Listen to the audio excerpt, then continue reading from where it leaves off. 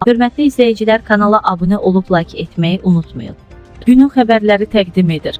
Elm və Təhsil Naziri Emin Əmrullayevin başının üzərində qara buludlar dolaşır. Onun yaxın 2 ay ərzində karyerası ilə vidalaşacağı iddia olunur.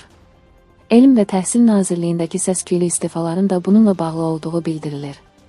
Günün xəbərləri Miyaza istinadla xəbər verir ki, Elm və Təhsil Nazirliyinin tabeliyində fəaliyyət göstərən Təhsilin İnkişafı Fondunun İdarə Heyətinin sədri Elnur Nəsibov bu il oktyabr ayının 1-də öz ərizəsi ilə vəzifəsindən azad olunub.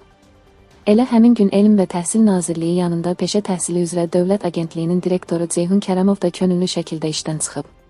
Son günlər isə Elm və Təhsil Nazirliyinin tabeliyində fəaliyyət göstərən məktəbəqədər və ümumi təhsil üzrə Dövlət Agentliyinin rəhbəri Eşqi Bağırovun məcburi məzuniyyətə göndərildiyi barədə məlumat yayılıb.